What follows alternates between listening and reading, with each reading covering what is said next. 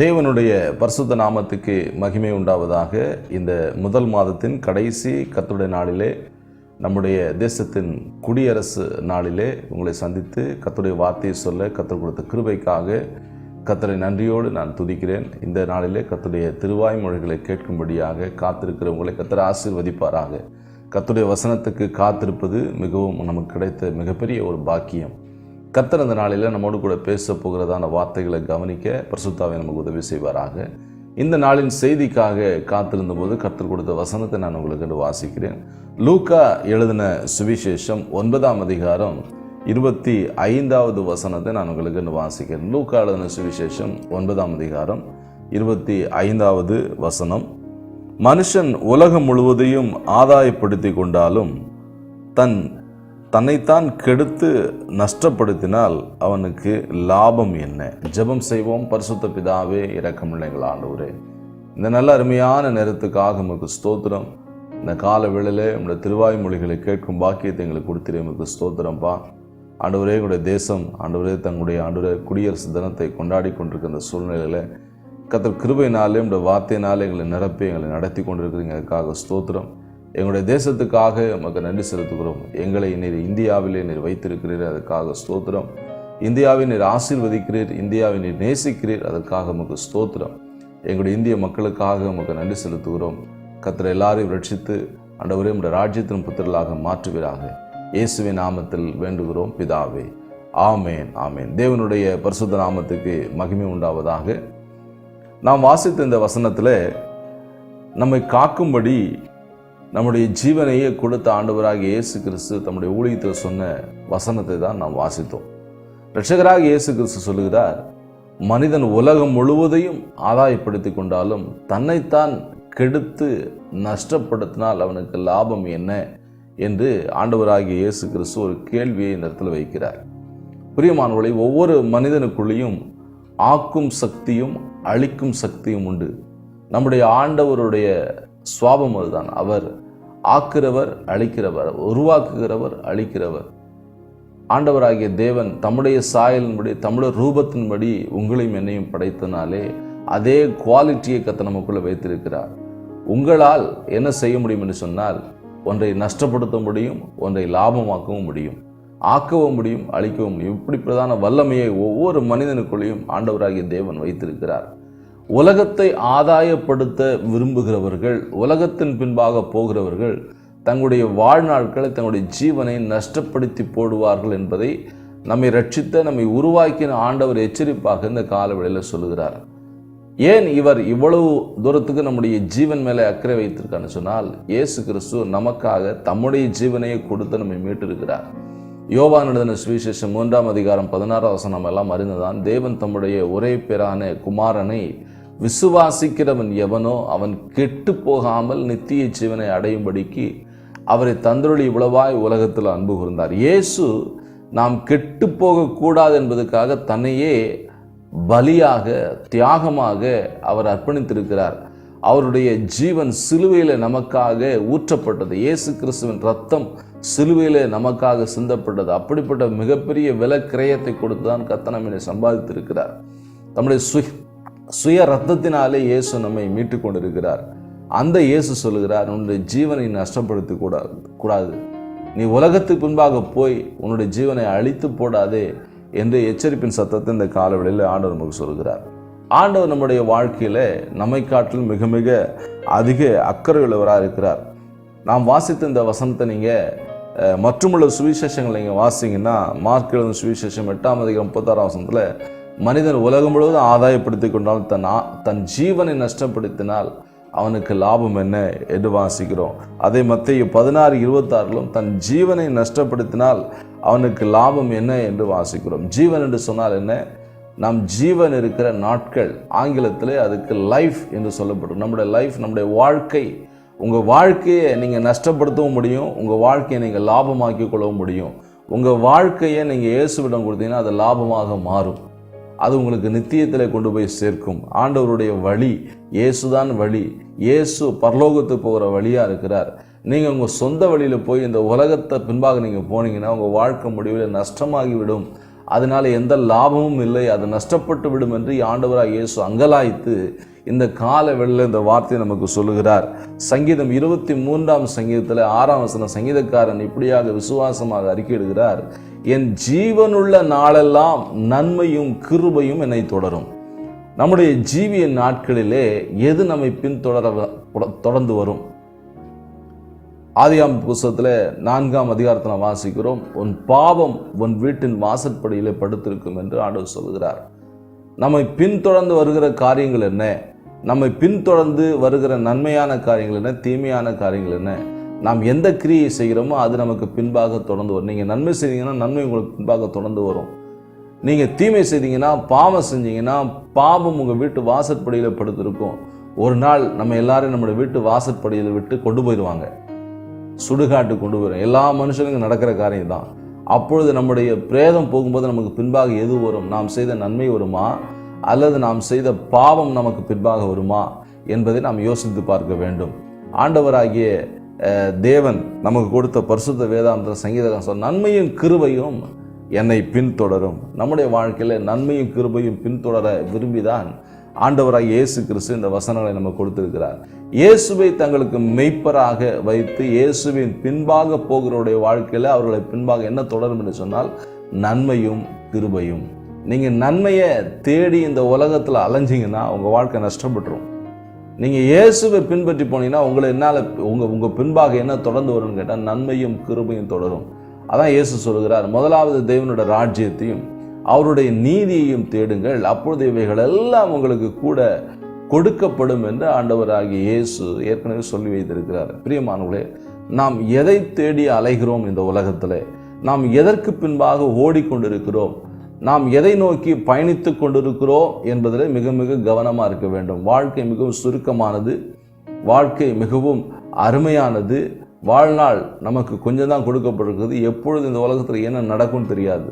Loss ஏஞ்சல்ஸில் கோடிக்கணக்கான ரூபாய்களை செலவழித்து Hollywood film தயார் பண்ணுகிற அந்த பட்டணத்தில் மிகப்பெரிய காட்டுத்தீ வந்து ஒவ்வொரு வீடுகளும் பல கோடி ரூபாய் உள்ள வீடுகளை சுட்டெரித்து சாம்பலாய் குப்பை மேடுகளாக மாற்றிவிட்டது. பிரியமானவர்களே, இந்த உலகத்துக்கு பின்பாக போகிறவர்கள் நஷ்டப்படுவார்கள். மிகப்பெரிய ஒரு லாஸ் ஏஞ்சலிலே காணப்பட்டிருக்கிறது. பிரியமானவர்களே, இந்த கால வேளையில் கர்த்தர் நமக்கு சொல்கிற முக்கியமான காரியம், நீங்கள் உங்கள் வாழ்க்கையை நஷ்டப்படுத்தி விடக்கூடாது என்பதில் கர்த்தர் கவனமாக இருக்கிறார். நாம் நம்முடைய வாழ்க்கையை லாபமாக்க வேண்டும். தன்னுடைய வாழ்க்கையை லாபமாக்கி கொள்ள, நஷ்டமாக்கி கொள்ள ஒரு மனிதனுக்கு அவனிடத்தில் வல்லமை இருக்கிறது. பிரியமானவர்களே, நாம் நஷ்டப்பட்டு விட்டோம் என்பதை நாம் எப்பொழுது உணர்வோம்? நம்முடைய வாழ்க்கையின் இறுதியிலே. அப்பொழுது நாம் ஒன்றுமே செய்ய முடியாது. நாம் லாபமாக்கி கொள்வது நம்முடைய வாழ்க்கையின் கடைசியில் தான் நாம் அனுபவிக்க முடியும். நம்முடைய வாழ்க்கையின் முதுமையிலே நம்முடைய வாழ்க்கை நஷ்டப்பட்டு விட்டதா, லாபம் அடைந்துட்டு இருக்குதா என்பது ரிசல்ட், அதனுடைய பதில் கடைசியில் தான் தெரியும். அதனால் இப்பொழுதே ஆண்டவர் சொல்கிறார், உன் வாழ்க்கையை நீ நஷ்டப்படுத்திடாதே, உன் வாழ்க்கையை நீ லாபமாக்கி கொள்ளு, உன் வாழ்க்கையை நாசப்படுத்தி விடாதே என்று ஆண்டவர் நம்முடைய வாழ்க்கையின் மேலே கரிசனையுள்ளவராக நமக்கு ஆலோசனை சொல்லுகிறார். இப்பொழுதே நாம் மனம் திரும்பி தேவனுடைய கருத்தை நம்முடைய வாழ்க்கையை ஒப்புக் கொடுக்கும். இயேசு கிறிஸ்து அவருடைய வாயிலிருந்து உதிர்த்த முதலாவது ஊழியத்துக்குரிய வார்த்தைகள், சுவிசேஷத்தின் வார்த்தைகள் என்னவென்று சொன்னால், மனம் திரும்புங்கள், பரலோக ராஜ்யம் சமீபமாக இருக்கிறது. பிரியமானவர்களே, பரலோக ராஜ்யம் மட்டும் சமீபமாக இல்லை, அழிவும் சமீபமாக இருக்கிறது என்பதை நாம் உணர்ந்து கொள்ள வேண்டும். பரலோக ராஜ்யம் இல்லாவிட்டால் பிசாசின் ராஜ்யமும் சமீபமாக இருக்கிறது. நீங்கள் ஏதாவது ராஜ்யத்துக்குள்ளே நீங்கள் போயே ஆகணும். அதை நீங்கள் தான் முடிவு செய்யணும். இந்த காலவெளியில் கர்த்தர் நமக்கு சொல்லுகிறார், நீங்கள் செய்ய வேண்டிய முக்கியமான காரியம் ஆண்டவருடைய வழிக்கு நீங்கள் உங்களை ஒப்பு கொடுக்கணும். ஆண்டவருடைய வழியில் நான் போகலை, என் வாழ்க்கை நஷ்டமடைஞ்சு போச்சு, என் வாழ்க்கை முடிஞ்சு போச்சு அப்படிங்கிறத நீங்கள் எப்போ அறிந்து கொள்வீங்கன்னு சொன்னால், லூக்கா சுவிசேஷம் 15ஆம் அதிகாரத்தில் 13ஆவது வசனத்தில் அந்த இளையகுமாரன் தகப்பனை விட்டு தூரம் போய் எல்லாவற்றையும் அழித்து போட்டான். அவனுக்கு கடைசியில் புத்தி தெளிஞ்சுது. எப்போ புத்தி தெளிஞ்சது அப்படின்னு கேட்டிங்கன்னா, முதலாவது எல்லாம் அழிந்த பின்பு லூக்கா 15:13 எல்லாம் கையை விட்டு அழிஞ்சு போச்சு, எல்லாம் ஒன்றுமில்லாமல் போனதான் புத்தி அவனுக்கு தெளிஞ்சிச்சு. இரண்டாவது, எல்லாம் செலவழிந்த பின்பு, சேர்த்து வைத்ததெல்லாம் செலவழிஞ்சு எல்லாம் நாசமாக போய் ஒன்றுமே இல்லை, ஜீரோ பேலன்ஸ் வந்த பின்பு தான் அவனுக்கு உணர்வு வந்துச்சு. மூன்றாவது, பஞ்சம் வந்தபோது தான் அவனுக்கு உணர்வு வந்துச்சு. பஞ்சம், வறுமை, கடுமையான வறுமைக்குள்ளே அவன் சிக்கும் பொழுதுதான் அவனுடைய புத்தியில் உணர்வு வந்துச்சு.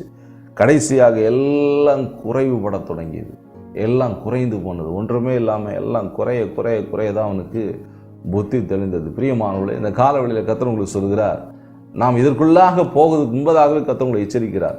நீங்கள் குறைவுபடுவதற்கு முன்பதாக, நீங்கள் பஞ்சத்தில் சிக்குவதற்கு முன்பதாக, எல்லாவற்றையும் நீங்கள் இழந்து போவதற்கு முன்பதாக, நீங்கள் எல்லாம் உங்களை விட்டு அழிஞ்சு போகிறதுக்கு முன்பதாக கர்த்தர் உங்களை எச்சரிக்கிறார். நீங்கள் இப்பொழுதே உங்கள் ஜீவனை கர்த்தருடைய கரத்தில் ஒப்பு கொடுங்க. உங்கள் வாழ்க்கையை இயேசுவின் கரத்தில் ஒப்பு கொடுங்க. நிச்சயமாக உங்கள் வாழ்க்கை ஆசீர்வாதமாக இருக்கும். நாம் நஷ்டப்பட்டு விடக்கூடாது, பின்பு கஷ்டப்பட்டு கர்த்தரிடத்தில் கண்ணீர் வடிக்கக்கூடாது என்பதற்காகவே ஆண்டவர் இந்த காலவெளியில் நமக்கு கொடுக்குற எச்சரிப்பின் வார்த்தை தான் இது, இந்த வசனம், இந்த செய்தி. இந்த நாளின் செய்தியின் தலைப்பு என்னவென்று சொன்னால், நீங்கள் நஷ்டப்படாமல் இருக்க 4 முக்கியமான வழிகள். நீங்கள் நஷ்டப்பட்டு விடக்கூடாது, நீங்கள் உங்கள் வாழ்க்கையை லாபமாக்கி கொள்ள வேண்டும் என்பதற்காக 4 முக்கியமான வழிகளை ஆண்டவராகிய தேவன் பரிசுத்த ஆவியான வழியாக நமக்கு சொல்ல காத்திருக்கிறார். நாம் இதை கவனமாக கவனிப்போம். நிச்சயமாக இது உங்களுக்கு ஆசீர்வாதமாக இருக்கும். முதலாவது, தகப்பனுடைய உறவை, தேவனுடைய உறவை நாம் மதிக்க கற்றுக்கொள்ள வேண்டும். கர்த்தர் ஒன்றுத்துக்கும் உதவாத நம்மை மதித்து இறங்கி நமக்காக, பாவிகளாகிய நமக்காக, எதுக்குமே லாய்க்கில்லாத நமக்காக இயேசு இறங்கி வந்திருக்கிறார். இயேசு தம்முடைய மேன்மை விட்டு, பரலோகத்தை விட்டு உங்களுக்காக, எனக்காக இந்த பூ உலகத்தில் இறங்கி வந்ததன் நோக்கம் நம்மை வைத்த அன்பு தான். நம்ம தகுதியை பார்த்து இயேசு நமக்காக ஜீவனை கொடுக்கவில்லை. அதே அன்பை நாம் கர்த்தருக்கு செலுத்த வேண்டும். கர்த்தருக்கு அன்பு செலுத்தும் போது, கர்த்தருடைய ஆலயத்துக்கு வரும்போது, கர்த்தரை ஆராதிக்கும் போது கௌரவம் பார்த்து அமர்ந்திருக்க கூடாது. பிரியமானவர்களே, இயேசு அவர் கௌரவம் பார்த்திருந்தால் நம்ம எப்பொழுதும் நரகத்தில் தள்ளி போட்டிருப்பார். ஆண்டவராக இயேசு நம்மை கௌரவம் பார்த்து அழைக்கவில்லை. நம்மை ஒன்றுமில்லாத நிலையெல்லாம் கர்த்தர் நம்மை அழைத்தார். அந்த தகப்பனை, அந்த தேவனை, அவருடைய உறவை நாம் கனம் பண்ண வேண்டும். ஆண்டவராகிய தேவன் எழுதி வைத்திருக்க 1 சாமுவேல், என்னை கனம் பண்ணுகிறவளை நான் கனம் பண்ணுவேன், என்னை கனம் பண்ணாதவர்கள் கனவீனம் அடைவார்கள், அவமானப்படுவாங்க. இன்னைக்கு நம்முடைய வாழ்க்கையில அவமானப்படுவதற்கு காரணம் என்ன?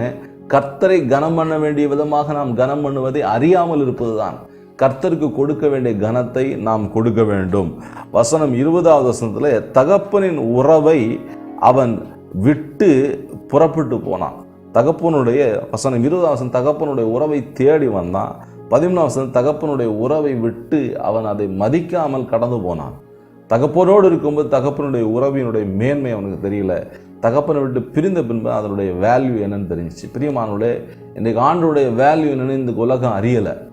இன்னைக்கு ஆண்டோடைய வேல்யூவை இந்த உலகம் துச்சமாக நினைக்குது. அது மிகப்பெரிய விலையேற பெற்ற அன்பு, விலையில்லாத, விலையே கொடுத்து தீர்க்க முடியாத அன்பு தான் தேவனுடைய அன்பு. அந்த அன்பு தான் நமக்காக இந்த உலகத்துக்கு இறங்கி வந்த அவர் தான் ஆண்டவராகிய இயேசு. தேவன் அன்பாக இருக்கிறார். அந்த அன்பு தான் ஆண்டவராகிய இயேசு. அந்த அன்பை இன்னைக்கு புறக்கணிச்சிங்கன்னா உங்கள் வாழ்க்கை நஷ்டமாயிரும் அப்படிங்கிறது குறித்து ஆண்டு இந்த காலம் நமக்கு எச்சரிக்கிறார். நாம் தேவனை கனம் பண்ண வேண்டிய விதமாக கனம் பண்ண வேண்டும். சிலர் நண்பர்களுக்கு கனத்தை கொடுப்பாங்க, சொந்தக்காரங்களுக்கு கனம் கொடுப்பாங்க. ஞாயிற்றுக்கிழமையில் அவங்க வீட்டுக்கு வந்துட்டாங்கன்னா ஃபங்க்ஷனுக்கு போகிறதுக்கு அவங்க தயங்க மாட்டாங்க, ஃப்ரெண்ட்ஸை இன்வைட் பண்ணுறதுக்கு தயங்க மாட்டாங்க, வேலைக்கு போகிறதுக்கு கூட தயங்க மாட்டாங்க, எஜமானுக்கு கூட கனம் கொடுப்பாங்க.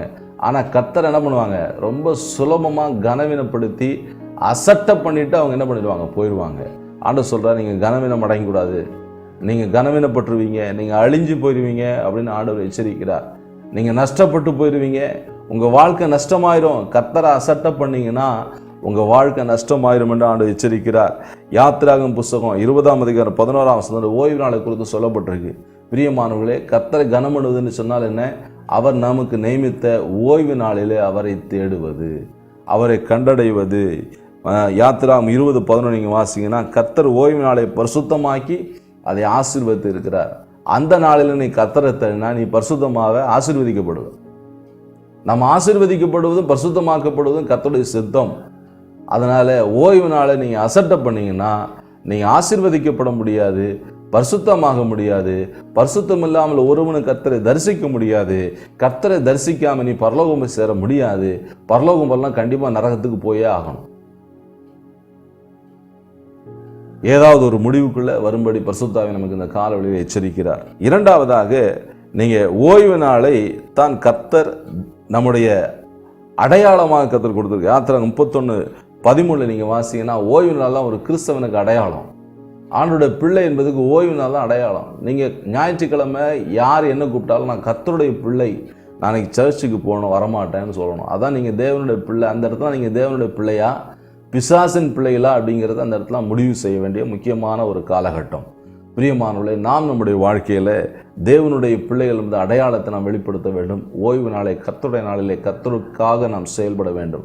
காலையில் ஒரு 3 மணி நேரம் சர்ச்சுக்கு போயிட்டு வந்தால் மட்டும் போதாது. மீதியான நேரத்தை என்ன செய்கிறோம்? வெளியில் போய் சுவிசேஷம் சொல்லுவோம், ஆண்டவருடைய அன்பை பகிர்ந்து கொள்வோம். அது கர்த்தருடைய நாள், கர்த்தருக்காக செய்ய வேண்டிய வேலைகள் அந்த நாளில் செய்ய வேண்டும். 6 நாளும் நாம் நமக்காக உழைக்கிறோம் அல்லவா, நம்முடைய காரியத்தை பார்த்து கொள்கிறோம். 7ஆம் நாள் கர்த்தருடைய நாள், கர்த்தருடைய பாதத்தில் அமர்ந்திருக்க வேண்டும். மீதியான நேரம் ஓய்வு எடுத்து நாம் மாலையிலே அல்லாத மதியானத்தில் போய் சுவிசேஷ ஊழியங்களை நாம் செய்ய வேண்டும்.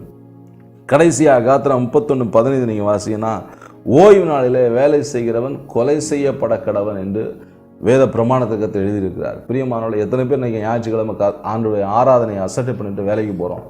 அப்படி வேலைக்கு போகிறவங்கள என்ன செய்யணுமா? பரிசுத்த வேதம் சொல்லுது, அவங்க கொலை செய்யப்பட வேண்டும். இன்றைக்கி இதுவரைக்கும் கர்த்தர் நம்மளை கொல்லாமல் விட்டுருக்கிறார். நம்மளை ஆண்டவர் கொன்று போடாமல் விட்டு வைத்ததுக்கு காரணம் அவருடைய கிருபை. இந்த கிருபை இன்னும் அதிகமாக பெருகும் என்று நீங்கள் ஒரு மாய எண்ணத்தில் இருந்து விட வேண்டாம். ஒரு யூகத்தில் நீங்கள் ஒரு ட்ரீமில் இருந்துடாதீங்க. ஆண்டவர் இன்னும் பொறுமையாக இருக்க மாட்டார். ஆண்டவர் எச்சரிப்பின் சத்தத்தை கொடுக்குறாரு. உங்கள் வாழ்க்கை அழிஞ்சு போயிடக்கூடாது, உங்கள் வாழ்க்கை நஷ்டமாயிடக்கூடாது. தேவனோடு ஓய்ந்திருப்பதே தங்கியிருப்பதே அவருக்கு கொடுக்குற மிகப்பெரிய கனம். கர்த்தரை நாம் கனப்படுத்துவோம், ஆண்டவரோடு உள்ள உறவை நாம் மதிப்போம், நிச்சயமாக நாம் பெருகுவோம். இரண்டாவதாக தகப்பனை நாம் நேசிக்க வேண்டும். லூக்கா 15:12 தகப்பனை நேசிக்காமல் இருந்த அந்த இளைய குமாரனை குறித்து சொல்லப்பட்டிருக்கு. அவன் தகப்பனை நேசிக்கல, தகப்பனுடைய சொத்தை ஆஸ்தியை தான் அவன் நேசித்தான். நீங்கள் நானும் தகப்பனை நேசிக்கும்படியாக அழைக்கப்பட்டிருக்கிறோம். அவருடைய நேசம் மிக மிக பெரியது, அவருடைய நேசம் இன்பமானது. நம்முடைய நேசருடைய நேசத்தை குறித்து உன்னத பாட்டு புஸ்தகத்தில் நாம் வாசிக்கலாம். பரிசுத்த வேதாகமத்தில் உன்னத பாட்டுதான வேத பகுதியில் ஆண்டவருடைய நேசம் எவ்வளவு இனிமையானது, அவருடைய நேசம் எவ்வளவு வாசனை உள்ளது, அவருடைய நேசம் எவ்வளவு இன்பமானது என்பதை குறித்து வர்ணிக்கப்பட்டிருக்கிறது. பிரியமானவர்களே, நம்முடைய நேசருடைய நேசம் அது அவருடைய நேசத்தை எங்கே வெளிப்படுத்தியிருக்காரு? சிலுவையில் வெளிப்படுத்தியிருக்கிறாரு. நமக்காக ஆண்டவர் நம்ம மேலே வைத்த அன்புனால எல்லாவற்றையும் சகித்து கொண்டார். அவர் நமக்காக ராஜாதி ராஜாவாக இந்த உலகத்தில் பிறந்து, ராஜாவாகவே இந்த உலகத்தில் வாழ்ந்து, ராஜாவாகவே ஊழியம் செய்து, ஒரு ராஜாவாகவே அவர் மரித்தார், ராஜாவாகவே அடக்கம் பண்ணப்பட்டார், ராஜாவாகவே உயிர்த்தெழுந்தார். மீண்டும் அவர் ராஜாவாக வரப்போகிறார். அந்த ராஜா நமக்காக அவமானப்பட்டார், அந்த ராஜா நமக்காக நிந்திக்கப்பட்டார், அந்த ராஜா நமக்காக கனவீனப்படுத்தப்பட்டார். அந்த ராஜாவுடைய நேசம் தான் அதுக்கு காரணம். அவர் நம்ம வைத்திருக்கிற நேசம் தான் அதுக்கு காரணம். அந்த நேசம் தான் இது வரைக்கும் நம்மளை உயிரோடு வச்சிருக்குது. பிரியமானவர்களே, அந்த நேசத்தை நாம் கனப்படுத்த வேண்டும். அந்த நேசத்தின்படி நாம் அவரை நேசிக்க வேண்டும். அவரை நேசிக்கிறவர்கள் என்ன செய்வாங்க? அதிகாலையில் அவரை தேடுவாங்க. நீதிமொழிகள் 8:17 நீங்கள் வாசிங்கன்னா, என்னை நேசிக்கிறவளை நான் நேசிக்கிறேன், என்னை நேசிக்கிறவர்கள் அதிகாலையில் தேடுவார்கள். அதிகாலையில் நாம் கர்த்தரை தேடுவதுதான் அவர் மேல் வைத்திருக்கிற நேசத்தின் அடையாளம். அதிகாலையில் எதை நம்ம நேசிக்கிறோம்? தலகாணியை நேசிக்கிறோமா? அதிகாலையில் பெட்டை நம்ம நேசிக்கிறோமா? அதிகாலையில் வேற எதை நம்ம நேசிக்கிறோம்? நம்முடைய நேசம் எங்கே இருக்குது? மற்ற நாளில் நம்முடைய நேசம் எங்கே போச்சு? ஆண்டவரை ஒவ்வொரு நாளும் அதிகாலையில் நேசித்து எழும்பி கர்த்தரோடு அன்பு கூற வேண்டும், ஆண்டவரை சந்திக்க வேண்டும். இதுதான் கர்த்தர் நம்மளை எதிர்பார்ப்பது. கர்த்தரை நேசிக்க நாம் பழக வேண்டும். இரண்டாவதா சங்கீதம் 119 சங்கீதம் 165 நீங்கள் வாசிங்கன்னா, கர்த்தரை நேசிக்கிறவர்கள் வேதத்தை மதிப்பாங்க, வேதத்தை நேசிப்பாங்க. கர்த்தரை நீங்கள் நேசிக்கணும்னா வேதத்தை நேசிக்கணும், வேதத்தை நேரம் எடுத்து வாசிக்கணும். வேதம் வாசிக்காமல் அந்த நாளை துவங்கக்கூடாது. ஒரு நாளைக்கு 5 அதிகாரம், ஒரு நாளைக்கு 10 அதிகாரம் நான் வாசிப்பேன்னு ஒரு உடன்படிக்குள்ளே வாங்க. இந்த வருஷத்துக்குள்ள நான் வேதத்தை முடிப்பேன்னு ஒரு உடன்படிக்குள்ளே வாங்க. ஆண்டவரை நேசிக்கிற நேசத்தை எப்படி வெளிப்படுத்துவீங்க? உங்கள் சொந்தக்காரங்களுக்கு உங்கள் நேசத்தை வெளிப்படுத்தினா பெரிய பெரிய கிஃப்ட்லாம் வாங்கி போய் கொடுக்குறோம் இல்லையா? அவங்கள வீட்டுக்கு இன்வைட் பண்ணுறீங்க, நீங்கள் அவங்க வீட்டுக்கு போகிறீங்க, இவ்வளோ சிரமம் எடுத்து ட்ராவல் பண்ணி எல்லாம் வாங்கிட்டு போய் அவங்கள போய் பார்க்குறீங்க. அவங்க வீட்டுக்கு வந்தாங்கன்னா அவங்களுக்கு பெரிய விருந்து படைக்கிறீங்க. இதெல்லாம் நேசத்தின் வெளிப்பாடு அல்லவா? அப்போனா நமக்காக உயிரையே கொடுத்து நம்ம நேசித்த ஆண்டவருடைய நேசத்தை நம்ம எப்படி வெளிப்படுத்தணும்? அட்லீஸ்ட் வேதத்தையாவது உட்காந்து வாசிக்கலாமே, அவருக்கு கொடுக்க வேண்டிய நேரத்தை கொடுக்கலாமே. ஒரு நாளைக்கு 24 மணி நேரம் அல்லவா? 2 மணி நேரம் 40 நிமிஷம் கர்த்தருக்கு கொடுக்க வேண்டிய தசம தசமபாக நேரம் அதை ஒவ்வொரு நாளும் கர்த்தருக்கு நாம் கொடுக்குறோமா? அட்லீஸ்ட் ஒரு 2 மணி நேரமாவது கொடுக்குறோமா? இயேசுக்கு சொன்னவனமாக 1 மணி நேரமாவது நாம் இயேசுக்கு கொடுக்குறோமா? இதை நாம் சிந்தித்து பார்க்க வேண்டும். எப்படி நாம் நேசிக்கிறோம்? எவ்வளவு தூரத்துக்கு இயேசுவிடத்தை நம்ம நேசத்தை நாம் வெளிப்படுத்துகிறோம்? இயேசுவை நாம் மறக்கக்கூடாது, வேதத்தை நாம் மறக்கக்கூடாது. ஓசியா தீர்க்கதரிசி புத்தகம் 4ஆம் அதிகாரம் 6ஆம் வசனம் சொல்லப்பட்டிருக்கு, நீ என்னுடைய வேதத்தை மறந்தபடியினால் நான் உன் பிள்ளைகளை மறப்பேன். பிள்ளைகளுக்காக இளம்பங்காள திட்டம், அந்த திட்டம் இந்த திட்டத்தில் சேர்ந்துட்டு பிள்ளையை தனி தெளிச்சு விட்டுட்டு நீங்கள் ஊரை சுற்றிட்டு இருந்தீங்கன்னா பிள்ளை ஊதாரியாக போயிடும். ஆண்டவர் உங்கள் பிள்ளைகளை மறக்கக்கூடாது. கர்த்தர் உங்கள் பிள்ளைகளை ஆசீர்வதிக்க வேண்டும். கர்த்தருடைய ஆசீர்வாதம் உங்கள் பிள்ளைங்க மேலே தங்கணும்னா நீங்கள் வேதத்தை வாசிக்கணும். நீங்கள் வேதத்தை மறந்தீங்கன்னா இயேசு உங்கள் பிள்ளைகளை மறப்பார். அப்புறம் உங்கள் பிள்ளைகள் நிரந்தரமாக மறக்கப்பட்டு போவார்கள். பூமியில் இராமல் அழிந்து போவார்கள் உங்களுடைய பிள்ளைகள். ஆண்டவர் எச்சரிப்பாக சொல்லுகிறார். கர்த்தருடைய வசனம் எச்சரிப்பாக நம்மத்தில் கடந்து வருகிறது. பிரியமானவர்களே, நம்முடைய பிள்ளைகள் அழிந்து போகக்கூடாது. நம்முடைய பிள்ளைகள் ஒலிவ மர கன்றுகளைப் போல வளர வேண்டும் என்று சொன்னால் நீங்கள் கர்த்தருக்கு பயந்து அவர் வழியில் நடக்கணும். அவருடைய வழியில் நடக்கிறதுக்கு அவருடைய வழியை அறிந்திருக்கணும். அவருடைய வழியை அறிவிப்பது பரிசுத்த வேதாகமம். பரிசுத்த வேதாகமத்துக்கு நேரம் கொடுத்து நீங்கள் வாசித்தீங்கன்னா உங்கள் பிள்ளைங்க நல்லா இருப்பாங்க, உங்கள் சந்ததி நல்லா இருக்கும், உங்கள் குடும்பம் நல்லா இருக்கும். உங்கள் குடும்பம் செழிப்பாக இருக்கிறதுக்கு யாரோ ஜெபிக்கணும் அப்படிங்கிற அவசியம் இல்லை. நீங்கள் முழங்கால் போட்டு பைபிளை ஒழுங்காக வாசித்து நீங்கள் உங்கள் வாழ்க்கையை சரிப்படுத்திங்கன்னா உங்கள் குடும்பம் தழைக்கும், செழிக்கும். இது வளர்ச்சியின் ஆண்டு. உங்கள் குடும்பத்தை வளருவதற்காக கர்த்தர் இந்த ஆலோசனை சொல்லிக் கொண்டு இருக்கிறார். 3ஆவதாக நாம் செய்ய வேண்டிய முக்கியமான காரியம், நம்முடைய வாழ்க்கையை நஷ்டப்படாமல் இருப்பதற்கு தகப்பனுடைய உறவிலே நிலைத்திருக்க வேண்டும். ஆண்டவர் நமக்கு என்று ஒரு உறவை ஏற்படுத்தியிருக்கார். பரிசுத்தமான உறவு. நம்முடைய தகப்பனிடத்திலே நாம் ஐக்கியம் கொண்டிருக்கிறோம். அவர் நம்மை பிள்ளையாக தெரிந்து கொண்டார். இயேசுவை சொந்த இரட்சகராக ஏற்றுக்கொண்ட எல்லாரும் பிதாவுக்கு பிள்ளைகளாகி விட்டார்கள் என்று யோவான் 1ஆம் அதிகாரம் 12ஆம் வசனம் வாசிக்கிறோம். அன்றியும் அவருடைய நாமத்தின் நிமித்தம் அவரை ஏற்றுக்கொள்ள எத்தனை பேர்களோ அத்தனை பேர்களும் தேவனுடைய பிள்ளைகளாகும்படி அவர்களுக்கு அதிகாரம் கொடுத்து விட்டார். நமக்கு அதிகாரம் கொடுக்கப்படும் தேவனுடைய பிள்ளைகள். அந்த தேவனுடைய பிள்ளைகள் என்ற உறவை நாம் மதிக்கிறோமா? அதை நாம் காத்துக்கொள்கிறோமா? அதை நாம் நிலைத்திருக்கிறோமா? அதை நாம் கவனிக்க வேண்டும். தேவனுடைய சிநேகத்திலே நாம் நிலைத்திருக்க வேண்டும் என்று சொன்னால் உலகத்தை நாம் வெறுக்க வேண்டும். உலகத்தை வெறுக்காமல் தேவனை சிநேகிக்க முடியாது. தேவனையும் உலகத்தை சிநேகிக்க ஒரு மனிதனால் கூடாது, முடியாது. ஒரு மனிதன் 2 எஜமானுக்கு ஊழியம் செய்ய முடியாது. நாம் தேவனை மாத்திரம்தான் நேசிக்க முடியும். தேவனை நேசித்தால் உலகத்தை வெறுக்க வேண்டும், உலகத்தை நேசித்தால் தேவனை வெறுக்க வேண்டும். உலக சிநேகிதன் தேவனுக்கு விரோதமான பகைஞ்சன் என்று வேதத்தில் வாசிக்கிறோம். சங்கீதம் 37:27 தீமையை விட்டு விலகுவதுதான் கர்த்தருக்கு பயப்படுகிற பயம், கர்த்தரை நேசிக்கிற நேசம். தேவனை நீங்கள் நேசிக்கணும்னா தீமையை விட்டு விலகணும், உலகத்தை விட்டு விலகணும். யோவான் 15:4 நாம் அவருக்குள்ள நிலைத்திருந்தால் தான் மிகுந்த கனிகளை கொடுக்க முடியும். கனியுள்ள ஜீவியத்தை கர்த்தர் எதிர்பார்க்கிறார். நாம் கனி கொடுக்க வேண்டும் என்று கர்த்தர் நம்மை அழைத்திருக்கிறார். கனி கொடாத மரமெல்லாம் வெட்டுண்டு அக்கினியிலே போடப்படும் என்று ஆண்டவர் எச்சரிக்கிறார். நம்முள்ள வாழ்க்கையில் கனிகள் காணப்பட வேண்டும். கனி கொடுக்க வேண்டும் என்று சொன்னால் என்ன? எப்படி நீங்கள் கனி கொடுக்க முடியும்? எபேசியர் 6:16-11 நீங்கள் வாசிங்கன்னா, கனியற்ற அந்தகார கிரியைகளை உங்களை விட்டு நீங்கள் என்ன செய்யணும்? அகற்ற வேண்டும். அகற்ற வேண்டியது அகற்றாம, வெட்டி எரிய வேண்டியது வெட்டி எரியாம, இடரல் உண்டாக்குற காரியங்களை வெட்டி எரியாமல் நீங்கள் கனி கொடுக்க முடியாது. உன் கண் உனக்கு இடலாக இருக்குதா, அதை பிடுங்கி போடுங்கிறாரு. கை உனக்கு இடலாக அது தரித்து போடுங்கிறார். எல்லாத்தையும் வெட்டி போடுறாதீங்க. கண்ணுக்கு இடரலாக இருக்கிற காரியங்களை வெட்டணும், கைக்கு இடரலாக இருக்கிற காரியங்களை வெட்டணும். உங்கள் ஆத்துமாவை இடர பண்ண காரியங்கள், உறவுகளை வெட்டி எரியுங்கள். அப்பொழுதுதான் நீங்கள் கனி கொடுக்குறவனா மாற முடியும். நீங்கள் கனி கொடுக்கனா தேவனோடு இணைந்திருக்கா மட்டும்தான் கனி கொடுக்க முடியும். தேவனோடு இணைந்திருக்க செய்தது பரிசுத்த வேதாகமம். வசனத்தில் நீங்கள் வேறுண்டா மட்டும்தான் கர்த்தரில் வேறுண்ட முடியும். வசனத்தில் நீங்கள் வேறுண்டாமல் நீங்கள் கனி கொடுக்க முடியாது. அதுக்கு நீங்கள் வசனத்தை வேறுன்றதுன்னா சங்கீதம் 1ஆம் சங்கீதம், துன்மார்க்குடைய ஆலோசனை நடக்கக்கூடாது, நடக்கத்தகாத காரியங்களை நடக்கக்கூடாது, நிற்கத்தகாத காரியங்களை நிற்கக்கூடாது, உட்காரத்தகாத இடங்களிலே உட்காரக்கூடாது. நீங்கள் நடக்க வேண்டிய வழி பரிசுத்த வேதம். இரவும் பகலோட வேதத்தை தியானமாக இருக்கணும். அவருடைய வார்த்தையில் தியானமாக இருந்தீங்கன்னா நீங்கள் நீர்க்கால்களின் ஓரமாக நடப்பட்ட மரத்தை போல் இருப்பீங்க. உங்கள் வாழ்க்கை செழிக்கும், நீங்கள் ஆசீர்வதிக்கப்படுவீங்க, நீங்கள் நஷ்டப்பட மாட்டீங்க, உங்கள் ஜீவன் நஷ்டப்படாது, நீங்கள் லாபமாக்கி கொள்வீங்க, நீங்கள் உங்கள் வாழ்க்கையை ஆதாயமாக்கி கொள்வீங்க.